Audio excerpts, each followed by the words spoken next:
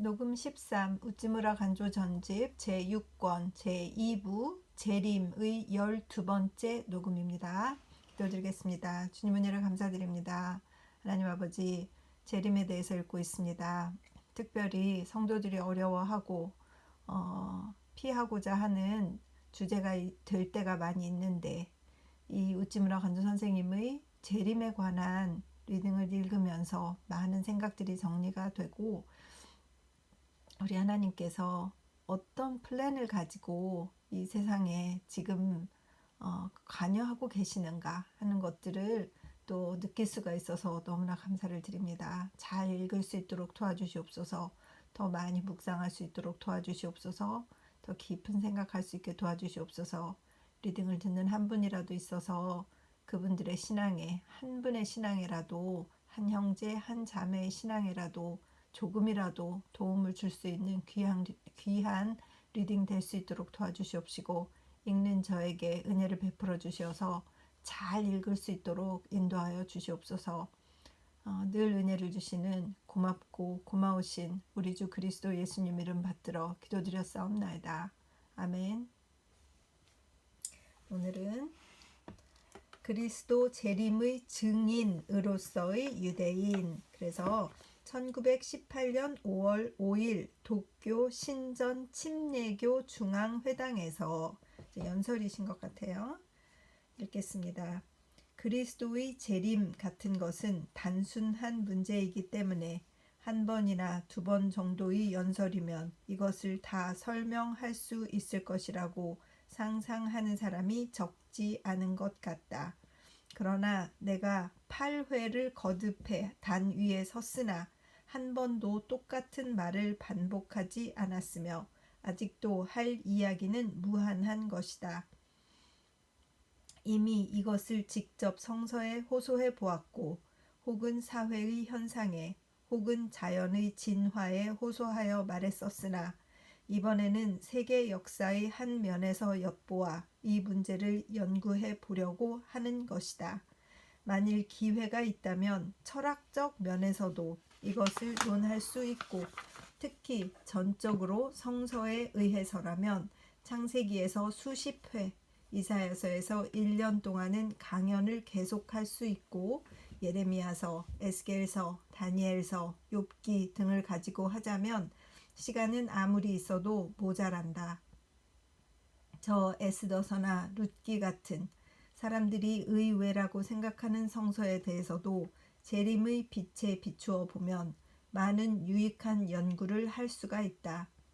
여기서 내가 반대자에게 제의하려고 하는 것은 다름이 아니다. 반대자 여러분, 과연 어떤 문제를 걸고 1월 초순부터 5월 말까지 조금도 흥미를 잃는 일 없이 이런 종류의 회합을 계속할 수가 있었겠는가? 사회 개량이나 국가 구제도 만일 그렇게 할 수 있다고 생각하면 한번 시험해 보시라. 그뿐 아니라 재림의 빛을 갖지 않은 사람들의 큰 결점은 성서의 마르지 않는 근원에서 생명의 물을 깃는 일을 모르는 데 있다. 그들의 성서 지식은 극히 천박하다. 그가 평상시 읽고 또 인용하는 성구는 극히 좁은 범위에 국한되어 있다. 신약 중에서도 예컨대 데살로니가 전후서, 골로새서, 에베소서 혹은 로마서의 9장에서 11장, 마태복음 13장, 24장에서 25장 및 계시록 같은 것은 봉해진 책이라고 하여 거의 여기에는 손대지 않는다. 또 구약으로 들어간다면 전체적으로 이것이 역사적 참고서 정도의 가치를 인정할 뿐, 이것이 우리들의 일상생활과 얼마나 관계가 있는지 모르는 사람이 많다. 보라, 재림을 비웃는 잡지에 성서를 전하는 책이 얼마나 되는가. 한 둘의 성구를 인용하여 사실은 자기의 논설을 펼 뿐이다. 그리하여 그 대부분은 정치, 경제, 소설 또는 소문학자의 비평 등에 관한 기사이다. 그러나 성서를 전하려는 사람에게는 그러한 여유가 없는 것이다. 이것은 좁기 때문이 아니다. 큰 문제에 대해서 말할 것이 너무 많기 때문이다. 재림 문제는 결코 좁지가 않다. 이것은 성서의 중심적 진리이다. 재림의 빛을 가지고 가는 곳에는 지식의 보옥을 발견한다. 여기서도 저기서도 말이다. 마치 봄의 들판에서 꽃을 따는 것처럼 너무나 황홀하여 어떤 것을 골라야 할지 분별할 수 없는 것과 같다. 나는 여기서 그리스도 재림의 증인으로서 유대인을 끌어내려고 한다. 이것은 어떤 사람에게는 아주 새로운 제목일지 모른다. 유대인이라고 하면 예수를 낳고 이를 십자가에 단 인종이며 지금은 만국의 백성이다. 그들에게는 과거가 있으나 미래가 있을 수 없다는 것이 대개의 사람들의 유대인관이다. 유대인의 장래와 자기의 신앙이 밀접한 관계가 있다는 것을 아는 사람은 과연 몇 명이나 될까? 그러나 재림의 신앙이 우리에게 제공하는 문제 중 유대인의 역사처럼 흥미있는 것은 없는 것이다. 그리하여 이 일에 관한 성서의 본문은 극히 많다고는 하지만 그중 한두 개를 든다면 그날에 여호와께서 높은 데서 높은 군대를 벌하시며 땅에서 땅의 왕들을 벌하시리니 그들이 죄수가 깊은 옥에 모임같이 모음을 입고 옥에 갇혔다가 여러 날 후에 형벌을 받을 것이라. 그때에 달이 무색하고 해가 부끄러워하리니 이는 만군의 여호와께서 시온산과 예루살렘에서 왕이 되시고 그 장로들 앞에서 영광을 나타내실 것임이니라. 이사야서 24장 21절 이하. 너희 이스라엘 자손들아, 그날에 여호와께서 창일하는 하수에서부터 애굽 시내에까지 과실을 떠는 것 같이 너희를 일일이 모으시리라. 그날에 큰 나팔을 울려 불리니 아수르 땅에서 파멸케 된 자와 애굽 땅으로 쫓겨난 자가 돌아와서 예루살렘 성산에서 여호와께 경배하리라. 이사야 27장 12절 13절. 형제들아, 너희가 스스로 지혜 있다함을 면키 위하여 이 비밀을 너희가 모르기를 내가 원치 아니하노니 이 비밀은 이방인의 충만한 수가 들어오기까지 이스라엘의 더러는 완악하게 된 것이라. 그리하여 온 이스라엘이 구원을 얻으리라. 기록된 바 구원자가 시온에서 오사 야곱에게서 경건치 않은 것을 돌이키시겠고 내가 저희 죄를 없이 할 때에 저희에게 이루어질 내 언약이 이것이라 함과 같으니라. 로마서 11장 25절에서 27절.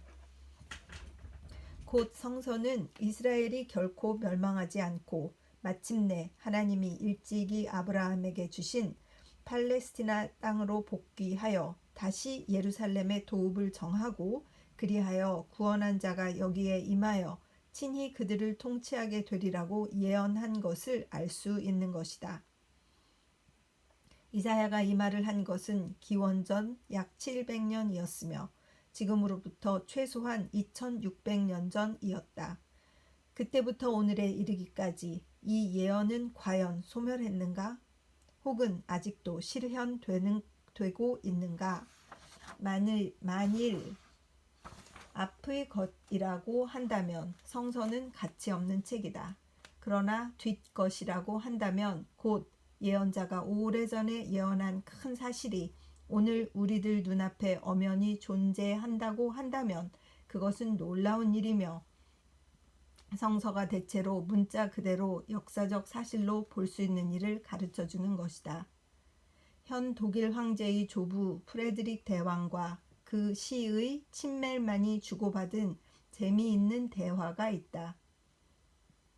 대왕은 볼테르의 제자며 루터 교회에 속한다고 하지만 기독교에 냉담한 사람이었다. 그리하여 친멜만은 마치 히데요시에 대한 토아라 자애몽처럼 대왕을 섬겼는데 그는 선한 기독교 신자였다. 어느 때 대왕이 친멜만에게 묻기를 그대는 오늘날까지 사람을 몇이나 죽였느냐고 했다. 그는 의사이기 때문이다. 그는 결코 적은 수가 아닙니다. 그러나 폐하께는 못 따릅니다고 대답했다. 괄호 열고 대왕은 7년 전쟁을 치르고 있었기 때문이다. 괄호 닫고 어느 때 대왕이 다시 묻기를 그대가 믿는 기독교의 증거가 어디 있느냐고 했다. 그가 즉시 대답하기를 폐하 유대인입니다. 유대인이라고 했다. 이는 단순히 그의 재치일 뿐 아니라 확실히 깊은 진리였다. 유대인은 실로 기독교의 증명이다. 그들은 전 세계에 널리 퍼져 어떠한 나라에서나 유대인을 볼 수 없는 곳이 없다. 그리고 그들이 자기의 생명보다도 더 중하게 여기는 것은 구약 성서이다. 구약의 이런 일부는 그들에 의해 지켜지고 오순절, 유월절 또는 할례는 오늘에 이르기까지 모두 실행되고 있다. 그리하여 그들의 최대의 소망은 실로 메시아의 출현이다. 그러한 국민이 전후 4,000년 동안 흥망성쇠의 소용돌이 속에 서서 그 견고한 존재를 잃지 않았으며 아시리아는 멸망하고 이집트는 쓰러지고 그리스, 로마는 없어졌는데도 홀로 이스라엘만은 아직 강건한 민족으로 번영하고 그 수가 1200만, 경제권과 지식과 미술에서 세계의 우두머리가 되었고 세계 최대 세력으로 존속하고 있는 것이다. 그러한 사실은 과연 무엇을 말하는 것일까? 눈이 있는 사람은 보라. 만일 다른 기적이 없다고 해도 이 역사상의 일대 사실이야말로 가장 경탄할 만한 대기적이다. 유대인은 그 인구에 비례해서 위인을 배출하는 일에 있어서 세계 제1의 인종이다. 어떤 분야에서든지 유대인을 만나지 않을 수 없다. 철학에서는 가장 큰 철학자의 하나인 스피노자가 있다. 그는 순수한 유대인이다. 문학에서는 레싱의 걸작 현자 나단의 주인공인 모세 멘델스존이 있고 유명한 하이네가 있다. 하이네는 독일 문학 중 가장 인심 깊은 곳을 찔렀으며 그를 통해 독일 문학에 유대인이 공헌한 바가 크다. 음악에서는 멘델스존이 있고 또 바그너와 어깨를 나란히 할 만한 마이에르 베어가 있다. 그가 독일 음악계를 휩쓸었을 때 바그너가 나왔는데 음악계에서 유대인을 내몰려고 국왕의 원조를 받아 대음악당을 만들고 의기양양하여 단 위에 올라갔을 때 그 제일 앞줄에 앉았던 바이올린을 잡은 20명이 모두 유대인임을 알고 그저 멍할 수밖에 없었다고 한다. 그 밖에 신문기자로서는 런던 타임즈의 파리 주재 통신원 프로비스가 있다. 그는 보불 전쟁 당시의 큰 공로자였다. 또 한때는 대영 제국도 그 재상으로서 유대인을 등용한 일이 있었던 것이다. 비콘스필드 경이 그랬다. 최근까지 독일의 재상이었던 배트맨 호르히도 유대인이라고 한다. 또한 금융계에서는 로트 실트씨가 있으며 또한 시이프가 있다. 시이프가 없었다면 우리나라는 러시아와 싸울 수가 없었던 것이다. 괄호 열고 당시의 일본 공채의 대부분에 응모했던 사람은 그였다. 그 후에 우리나라 사람 가운데 유대인의 적인 구러시아 정부를 구가하는 사람이 많다는 소리를 듣고 그는 화를 내어 우리나라에서 보낸 훈장을 반납했다는 것이다. 괄호 닫고 유명한 자선가 히르시도 역시 유대인이다. 세상에 자선가가 많다고 하나 그처럼 아낌없이 기부한 사람은 없다. 유대인은 결코 무능한 인종이 아니다. 독일 신문의 대부분은 그들 손아귀 위에 있다. 러시아의 혁명은 실로 그들에 의해 일어난 것이다. 그들의 돈은 전 팔레스티나를 사기에도 충분하다. 그들의 지식은 새로 건설되려 하는 예루살렘 대학의 어떤 과에서도 세계 제1의 학자를 모조리 몰아들이기는 쉬운 일이다. 강건한 국민은 참으로 유대인이다. 그리하여 그와 같은 국민이 4,000년 동안 수많은 박해를 견디고 오늘날까지 존속해 왔을 뿐 아니라 점점 더 번영하여 세계 최대의 실력을 장악하고 있는 그 비결은 어디에 있는 것일까? 이 설명으로 어떤 사람은 건강상의 이유를 든다. 즉, 할례가 위생상 대단히 유익하다는 것이다. 또 유대인의 돼지고기를 먹지 않는 경향이 그들을 무병하고 장수하게 한다고 한다. 이것을 유대인 자신에게 물으면 이유는 지극히 명백하다.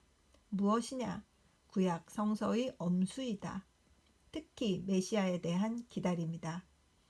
그들은 미래를 기다리며 사는 백성이다. 그들은 실로 몽상가이다. 그러나 이 열렬하고 원대한 소망을 안고 있기 때문에 그들은 4,000년의 박해와 환란을 이기고 오늘에 이르며 놀라운 사업을 성취하고 있는 것이다. 누가 소망의 생활을 보고 무위무능하다고 하는가?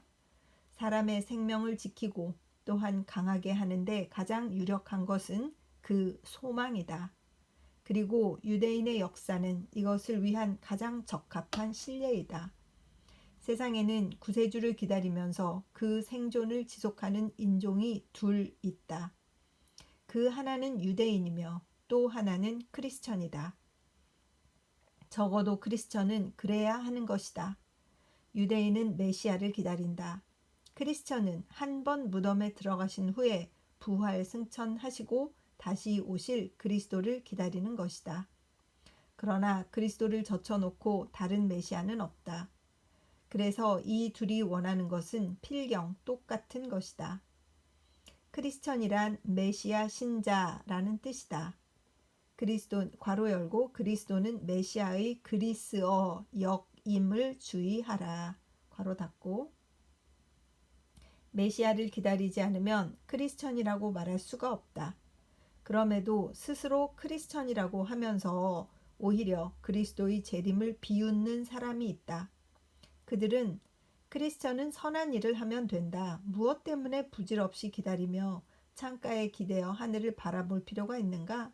하고 괄호 열고 이것은 미국에 있어서의 감리교회 신학 박사가 그 데살로니가 전서 강의 중에 한 말이었으며 재림 신자가 창가에 기대어 멍하니 하늘만 바라보고 활동하지 않는 것을 비유서 하는 말이다. 괄호 닫고. 재림의 희망은 과연 사람을 활동하지 않게 만드는 것인가? 메시아를 기다리며 세계 최대의 일을 성취하고 또 현재 하고 있는 1200만의 유대인들은 무엇을 증명하는가? 은 1000냥을 받고 가서 아무 일도 하지 않고 땅에 묻었던 종은 주인이 돌아왔을 때 밖의 어둠 속에 쫓겨나 거기서 슬피 울고 이를 갈게 될 것이 아닌가? 현재 단순한 재림신앙을 가진 평신도의 현저한 특징은 그 사업하는 마음의 발흥이 아닌가? 그렇다. 재림의 대희망을 가진 사람은 그날부터 일어나 주 예수 그리스도를 위해 대활동을 하지 않을 수 없는 것이다. 사람으로 하여금 정의를 위해 활동할 수 있게 하는 것은 참으로 재림의 신앙이다. 희망 없는 국민은 망하고 소망 없는 신자는 쇠한다. 그리하여 잠자는 신자와 교회를 깨우는데 재림의 신앙만한 것은 없는 것이다. 1918년 6월 성서지 연구. 예루살렘 대학의 설치. 그래서 카이로 통신이 말했나 봐요. 카이로 통신에 의하면 예루살렘 근방인 스코파스 산에 이번에 히브리 대학의 초석이 세워졌다. 이것은 유대 민족주의 운동 강령 중 가장 중요한 것으로 팔레스티나 영국 원정군 사령관 알렌비 장군과 그 밖의 프랑스, 이탈리아의 장교를 비롯하여 팔레스티나 유대인, 이집트 유대인 및 각종 단체의 대표자가 이에 참석하여 12종족을 상징하는 12개의 초석을 가지고 정초식을 행하고 와이즈만 박사가 그 첫째 돌을 놓았다. 도쿄 조선신문 8월 4일 기재. 그래서 히브리 대학이 1918년 8월 4일에 12개의 초석을 놓았나 봐요. 제가 2017년에 이스라엘에 갔을 때 그 히브리 대학에 대해서 간단한 설명을 들었는데 경쟁이 어마어마하다는 거예요. 그리고 히브리어로 강의를 한다는 거예요. 그리고 영어로 같이 강의를 하고 그러니까 전 세계에서 그 히브리 대학에 와서 공부하는 사람들은 유대인들의 언어인 히브리어를 하지 못하면 그 대학에서 공부를 할 수가 없는 것이고, 그 대학은 전교생 전액 국비이고 모든 시설이 세계 최대라고 엄청 자랑하는 걸 들었습니다. 그래서 거기에서 엄청난 그 연구가 이루어지고 그 대학 출신들이 정말 1918년부터 얼마나 활동을 했을까요? 전 세계에 있는 유대인들이 다 투자를 하고 거기에 장학금을 보내고 해서 그 인재를 기르는 일에 그들이 아낌없이 이 대학을 성공시킨 것을 알 수가 있었어요. 그래서 이 히브리 대학 얘기가 나오니까 그때 생각이 납니다. 계속 읽겠습니다. 내가 내 양무리의 남은 자를 그 몰려갔던 모든 지방에서 모아내어 다시 그 우리로 돌아오게 하리니 그들의 생육이 번성할 것이며 내가 그들을 기르는 목자들을 그들 위에 세우리니 그들이 다시는 두려워하거나 놀라거나 축이 나지 아니하리라. 여호와의 말이니라. 나 여호와가 말하노라. 보라, 때가 이르리니 내가 다윗에게 한 의로운 가지를 일으킬 것이라. 그가 왕이 되어 지혜롭게 행사하며 세상에서 공평과 정의를 행할 것이며 그의 날에 유다는 구원을 얻겠고 이스라엘은 평안히 거할 것이며 그 이름은 여호와 우리의 의라 일컬음을 받으리라. 그러므로 나 여호와가 말하노라. 보라, 날이 이르리니 그들이 다시는 이스라엘 자손을 애굽 땅에서 인도하여 내신 여호와의 사심으로 맹세하지 아니하고 이스라엘 집 자손을 북방 땅의 모든 쫓겨났던 나라에서 인도하여 내신 여호와의 사심으로 맹세할 것이며 그들이 자기 땅에 거하리라 하시니라. 에레미야 23장 3절에서 8절. 너를 괴롭게 하던 자의 자손이 몸을 굽혀 내게 나아오며 너를 멸시하던 모든 자가 내 발 아래 엎드려 너를 일컬어 여호와의 성읍이라 이스라엘의 거룩한 자의 시온이라 하리라. 이사야서 60장 14절. 성서 전체를 통해 보여주는 세 가지 큰 사실이 있다. 그리스도를 믿는 사람의 장래가 그 하나이다. 하나님을 믿지 않는 사람의 장래가 그 둘째다. 이스라엘의 장래가 그 셋째다. 성서 전체를 통해서 신자는 이 세상에서 많은 환난을 겪은 후 그리스도가 다시 영광으로 나타나실 때 완전한 구원을 받는 것이다. 불신자, 곧 복음을 받지 않은 사람은 최후의 심판을 받지 않고 마침내 멸망에 들어가는 것이다. 그리하여 아브라함의 자손인 이스라엘은 이제 세계에 흩어져 있다고 해도 다시 팔레스티나의 땅에 돌아와 영광의 왕국을 건설하고 그리스도가 손수 이를 다스리시며 그들로 하여금 만국을 다스리시게 하신다. 신자의 완전한 구원과 불신자의 멸망이란 모두 미래에 속하는 것이기 때문에 이것을 믿는 사람은 믿고 이것을 믿지 않는 사람은 믿지 않는다. 그러나 이스라엘의 운명은 우리들 가운데 존재하는 역사적 사실이며 이것을 어떻게도 할 수가 없다. 눈 있는 사람은 보라. 하나님은 때때로 우리들의 신앙을 돕기 위해 어떤 역사적 사실을 가지고 우리를 가르치신다. 이스라엘에 관한 사실도 또 이것이다. 부활이나 심판이라고 하는 믿기 어려운 사실을 믿게 하기 위해서 유대인의 운명을 눈앞에 보이심으로 이 증명이 되게 하시는 것이다. 유대인은 많은 점에서 두려운 국민이다. 그러나 그 가장 두려워해야 할 점은 그들이 성서의 예언의 증인이라는 데 있다. 다른 국민은 멸망해도 유대인은 멸망하지 않는다.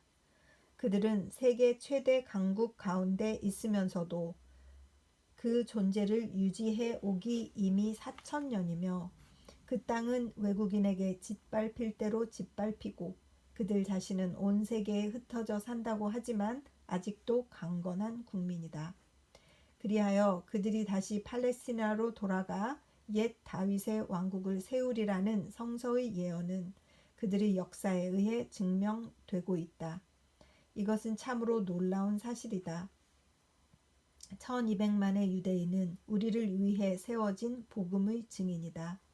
그들에 관한 예언 성취의 사실을 보고 우리들은 또 우리들에 관한 크나큰 예언이 반드시 성취될 것을 믿는 것이다. 이스라엘의 복귀에 관한 가장 놀라운 일이 작년 12월 20일에 있던 예루살렘의 회복이었다. 오랫동안 이방인의 손에 있던 성도는 마침내 기독교국의 손으로 옮겨진 것이다. 그리하여 그 나라의 외무장관은 다음 날 의회에 나와 유대인의 대표자에게 보낸 서간을 낭독했다. 서간의 요지는 머지않아 예루살렘을 유대인에게 반환하겠다는 것이었다. 이것을 의회에서 선언했다는 것은 곧 전 세계를 향해 선언한 것과 다름이 없다. 이 일대 사실 때문에 1917년은 참으로 세계 역사상 영원히 기념할 해가 된 것이다. 예루살렘은 이미 터키의 사슬에서 풀렸다. 그리하여 오늘 아침 신문에 외신이 전하는 바에 의하면 수일 전에 그곳에서 히브리 대학의 정초식이 거행되었다고 한다. 저 시온 운동의 중요한 계획 중의 하나였던 예루살렘 대학은 마침내 이렇게 건설의 실마리를 갖게 된 것이다. 이 또한 하나님의 말씀을 믿는 사람이 주의해야 할 사건이다. 만일 이 예루살렘 대학이 설립된다면 의심할 것 없이 세계 제1의 대학이 될 것이다. 그러니까요. 진짜 세계 제1의 대학이 됐잖아요. 참 우리 우찌무라 선생님은 정말 예언자시고 선지자세요. 여기에 드는 자금은 유대인의 출자로 하면 아주 넉넉할 것이며 유명한 미국 스탠포드 대학이라고 해도 도저히 비교할 수 없게 될 것이다. 그러나 대학 설립에 관한 최대의 곤란은 자금이 아니라 인물이다. 세계 어떠한 대학에서도 적당한 교수를 구할 수가 없어서 고민하지 않는 것은 거의 없었다. 그러나 이것을 유대인 중에서 물색한다면 그 학과가 무엇이든 세계 인류의 학자를 휩쓸어 올 수가 있는 것이다. 철학자 베르그송, 의학자 에클리히, 그 밖의 학계의 별들을 줄을